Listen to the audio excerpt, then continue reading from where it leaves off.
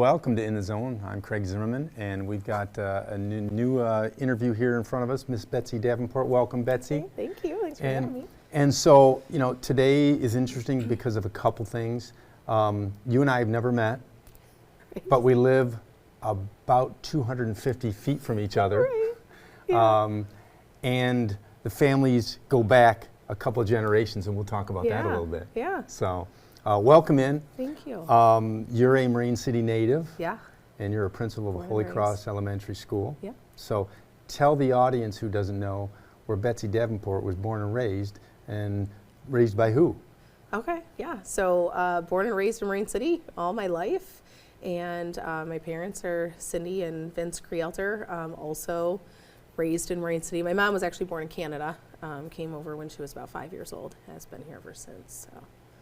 So you were born in Marine City. Yeah. You went to what school in Marine City? Marine City High School. Okay. How about elementary? Elementary went to Pine River. Okay. And then Marine City Middle School, Marine City High School. Okay. So, you're a graduate of Marine City High School in the early 2000s? 2001. Okay. Yeah.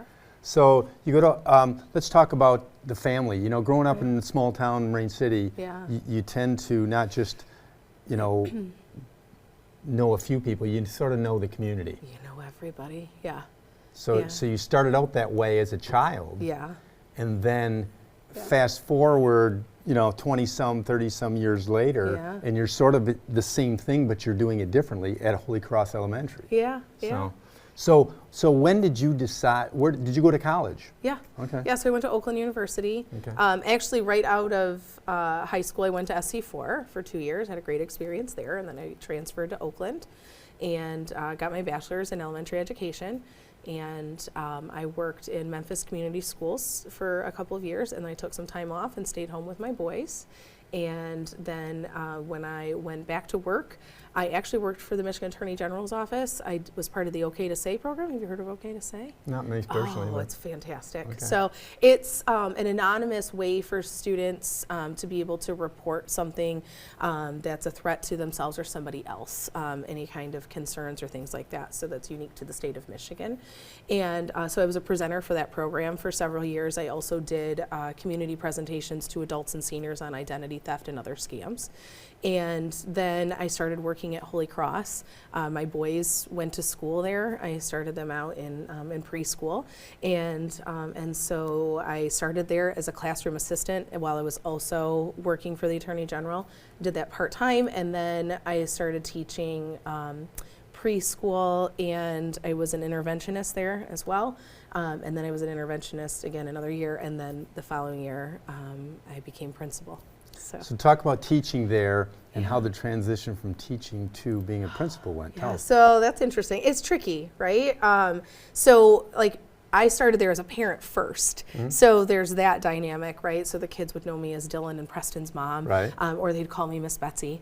And so then when I started working there, it was good. It was a pretty natural transition, especially because I volunteered a lot, and then I was like a classroom assistant in the kindergarten, first grade classroom, and then then preschool and intervention. So you're like the involved mom. Oh yeah, I did all the things. Okay. Yeah, PTO, lunch duty, right. Working bingo, all the fundraisers, all of that. Yeah.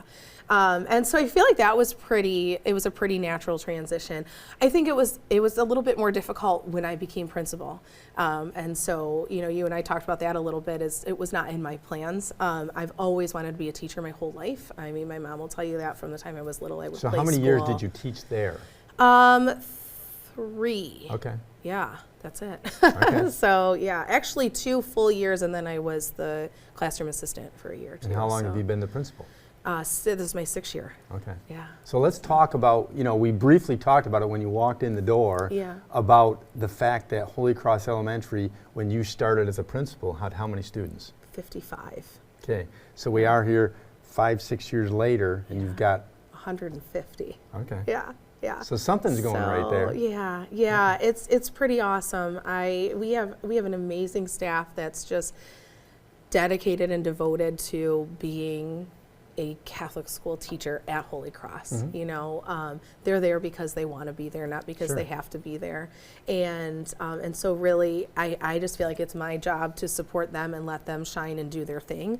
And then, there's a little more to it than that, but Right. you know, there's a lot of other things that I could have never predicted, but it's really worth everything because it's pretty powerful to be in a Catholic school. And So it's K through 8? Pre-K through 8. Okay. Yeah, we added preschool. So we had preschool for a while, and then with our dwindling numbers, we didn't have preschool for a few years. And then I went to school committee and our priest at the time, and I was like, I think we really need to have preschool. And not only do we need to have preschool, we need to have a full-time, 5-day-a-week program. And before we only had like 2 or 3 days, half days. And so that parents that have children can know that with their schedule, 5 days a week works. So what I did was a flexible schedule. So we have several students that come 5 full days.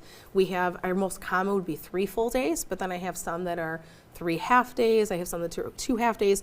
The only thing is they have to, when they register, let's say they do Tuesday, Thursday, half days, they have to do that unless, Sure. a certain week there's some flexibility, Okay. but we don't just have kids coming and going. Right. There's Can't be order to chaotic, it, right. right. But that was my whole thing with the school committee. I said, I think parents' needs have changed, and I think that's why our numbers were dwindling for so many years is because, 3 half days and you have working families, I think that was too difficult. So now today our preschool is 20 students, and a lot of them stay for kindergarten. Okay. So looking at that, at say starting in the 50s and end up in 150s today, where is the point of capacity? So this is a great question. Something that comes up that it's a problem that we're thankful that we have. I really, we have to sit down, and this is something that came up at school committee recently, is we're going to have to look at that. I think just if I'm going off the top of my head with some considerations, I'd say we're probably at about 200 is what our capacity. Because again, our building size is not very large. We have 1 classroom per grade, and there's no other room. Right. I have no extra rooms available. A good problem to have, but. In the old days, I mean, the high school's separate from the grade school, so right. So you've got some room for a little bit of growth. But then it's a planning issue too, because it's not always the case of each classroom has the same amount of children, right? Right, yeah, exactly. Yeah, like our average class size is about 14, 15 kids. But there are slight deviations from that. I would say for the most part it is. 13, 14, 15 is pretty common. But I have a classroom of 9 is my smallest, and I have a classroom of 19 that's my largest. So. Okay. And so I remember that school, but it's been years since I've been in it and walked through the whole thing. I went through there grades 1 and 2, and then I got pulled back to the public school back in the 70s. Where the parents pulled us all at the same time and how that went. But that's, how many classrooms are there then? Oh gosh, well, K3 would be 9, 10. We have a full-time interventionist, so that'd be 11 classrooms. Okay. Yeah. Plus, then we have our specials classrooms, like we have a music room and an art room and an art library. And so when you plan, is there? I'm sure that you look at a grid and say, okay, here's what we've got in each class. Is there a way to plan for that growth, or you just have to wait for people to come until there's a waiting list? Yeah, that's it. Like I said, kindergarten, we're just about at our waiting list at this point. So we've had a waiting list in the past for preschool. During COVID, we had to cap things a little differently too. So we had a waiting list in 5th and 6th grade during those years. So we've had waiting lists. All of our classrooms are the same size. It's very cookie cutter, aside from our intervention classroom, which is about half the size of one of our other, our regular classrooms. So what else is going on at Holy Cross Elementary that you'd like anybody to know about? Oh, sure, yeah. Well, like I said, we're a Catholic school, so love the fact that we can share our faith every day, and that's really woven in everything that we do. So that's really special. And I think really what sets us apart is our approach to education. I'm very, very proud of that. So we take a truly personalized approach to education. So we use data, classroom assessments, teacher input, parent input, observations to determine what the best path is for our kids. So, most kids are going to follow the typical curriculum with, a lot more individualized attention. But then we have some kids who are on different learning plans as well. So, like I said, we have a full-time interventionist, which really for a Catholic school is fairly unique. And she's there 5 full days every day. And so what is all that? day.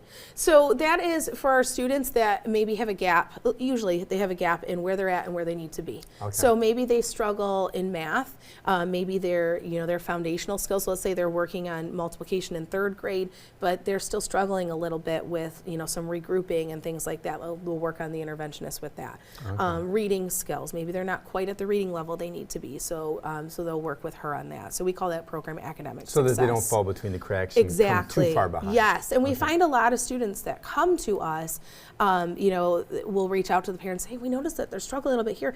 And, those kids that, like you said, fall between the cracks because maybe they're not a behavior problem or they're not so far behind, right? That it's glaringly obvious. They do really well at Holy Cross because of that extra attention and then that academic success. And then we also have another program, it's our accelerated learning plan. And so if we have students that are advanced, we don't keep them at the grade level content that they're on. So I have several kiddos that may be in 3rd grade and they're working on 4th grade math. I have a 4th grader that we just moved up. He's now doing 6th grade ELA in math because he's so advanced. So we don't believe in keeping them there just because that's what works for us. It's a little more work, but it's very much a shared mindset among the whole staff, and they really work together. Even my middle school ELA teacher, Carrie Johnson, she's phenomenal and at teaching ELA, but she is also my data and assessments person. So she has an extra prep hour every day, and what she does is she digs through all that data. So when we have those standardized assessments 3 times a year, so we do Star Renaissance, which is like the NWEA. She puts all of that into spreadsheets, all of the kids' DRA reading assessments, Gates McGinnity, which is like vocabulary and word meaning. All of that gets recorded in their spreadsheets, and she color codes their scores.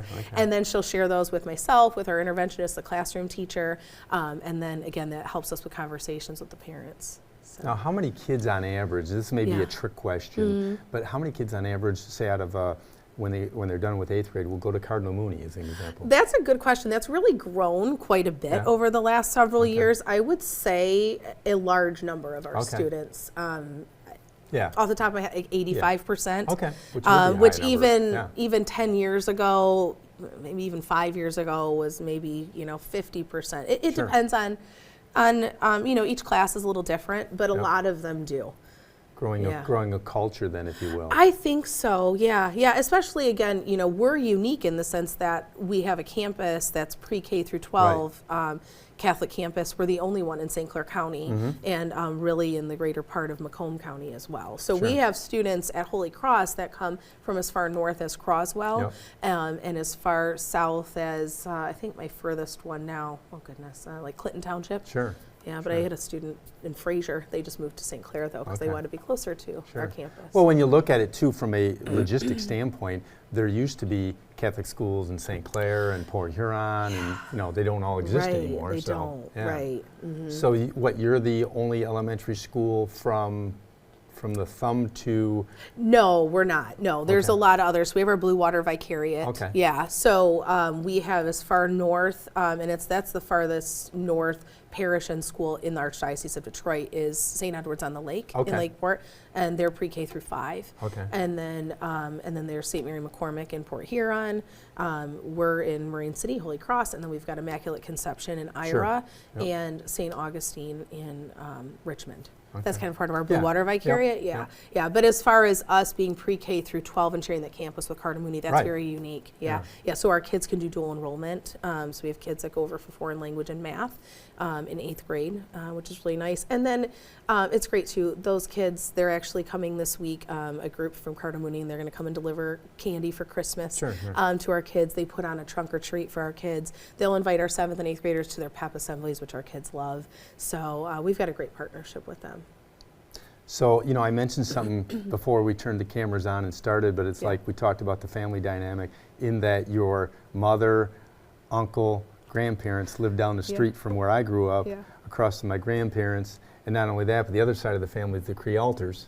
And that side of the family, and I was proud that I remembered that your grandmother was an Achatz. Yeah, I was impressed. My grandma, LaBelle, she was an Achatz. So it's funny how in my family at the meat market, running hamburger over to Achatz restaurant on Water Street, which was years ago, before your Yeah, time, was yeah. where the fish company is. Yeah. So I don't know Yeah. if you've My seen dad had a pictures. restaurant a short time there too. Yeah. Uh-huh. So it's funny seeing all these different people. It's like your Aunt Sharon, your Uncle John. I know all those people. Yeah.